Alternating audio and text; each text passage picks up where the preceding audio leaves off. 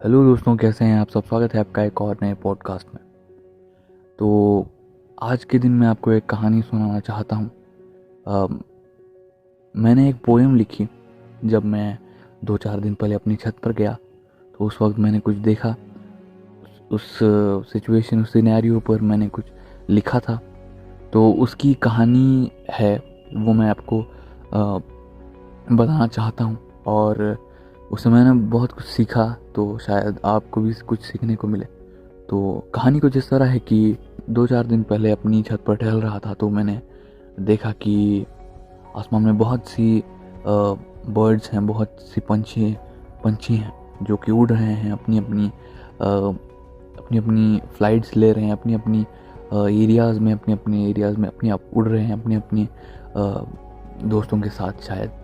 तो मैंने देखा कि वहाँ पर एक बाज़ का छोटा सा बच्चा था जो अपने आप को एक एक जगह पर बैलेंस करने की कोशिश कर रहा था। शायद मैं ठीक से देख नहीं पाया और मुझे पता नहीं वो कर क्या रहा था, पर वो कुछ इस वैसे ही कुछ वो करने की कोशिश कर रहा था। तो वहाँ पर बहुत से कौवे थे जो कि अपनी अपनी उड़ानें भर रहे थे हवा में, और सब ठीक ही चल रहा था जब थोड़ी सी हवाएं आने लगी और थोड़ी हवा की स्पीड बढ़ गई।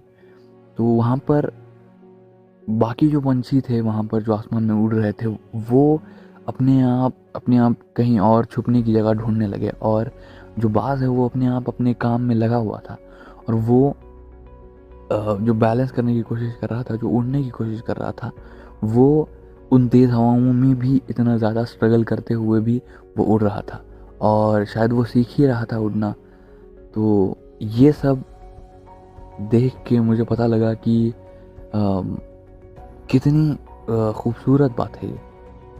एनीवेज बट जब वो उड़ उड़ रहा था, तो बाकी सब जो थे कौवे, फॉर एग्जांपल फ़र्ज़ कीजिए वहाँ पर ज़्यादातर कौवे ही थे।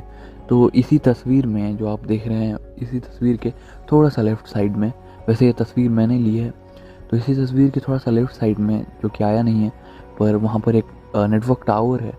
उस टावर पर सभी कौवे जो हैं जो उड़ रहे थे उसी आसमान में, वो वहाँ जाकर बैठ गए। लेकिन जो बाज था वो अपने आप उड़ रहा था, वो जगह पर अपनी फ्लाइट्स ले रहा था, वो अपनी उड़ानें कंटिन्यू कर रहा था, वो रुका नहीं। और जब थोड़ी देर बाद हवा चली गई, तो वो उसने ऐसे वॉकआउट किया जो हम कहते हैं, जैसे कि निडर होकर, मतलब उसने अपनी फ्लाइट्स ली और वो डरा नहीं किसी भी, मतलब आंधी आए या तूफान आए। अगर इस तेज़ हवा के बदले अगर कोई दूसरी आंधी वांधी भी आती, तो वो रुकता नहीं, वो ऐसे ही उड़ने की कोशिश करता जब तक उसकी आखिरी आउंस ऑफ एनर्जी वो खुद लगा नहीं देता उस चीज़ में।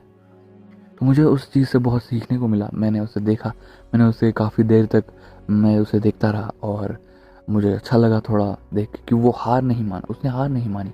और तब उसी के परिवार के लोग जैसे इंसानों में होते हैं, जैसे कि वही पंछी जो हैं, उसी के जैसे पंछी, वो लोग जो जिनमें हिम्मत नहीं थी, जो डर नहीं, मतलब जो संभाल नहीं पाए खुद को, वो जाकर छुप गए क्योंकि वो उस चीज़ को हैंडल नहीं कर पाए। लेकिन उसने हज़ार तकलीफ़ों, हज़ार मुश्किलों के बाद भी खुद को संभाला और वो उड़ता रहा। तो ये सब मैं देख ही रहा था, सब ये कर रहा था। मैंने उसको ऐसे ही अपनी एक कविता के रूप में लिखने की कोशिश की।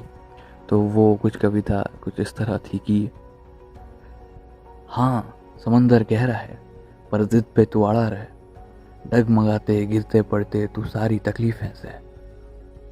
तू समझ ले उतना आसान नहीं है यह सफ़र, डर से तू कदम पीछे मत खींच लेना, मगर लगा रहे पसीने का खून कर, मेहनत अपनी पूरी रख, नकारात्मकता से दूरी रख, जोश ना सही होश रख, इरादा तेरा ठोस रख, खुद को तू आजमा, खुद को तू परख, अपना मुकद्दर खुद चुन, तू अपनी किस्मत को धर, कौवे की तरह छुप मत, तू बाज बन के उड़ाने भर, तू बाज बन के उड़ाने भर। तो यही था, यही छोटी सी कविता जो है मैंने लिखी थी जब मैंने उसे देखा। तो यही छोटी सी कहानी थी जो मैं आपको सुनाना चाहता था।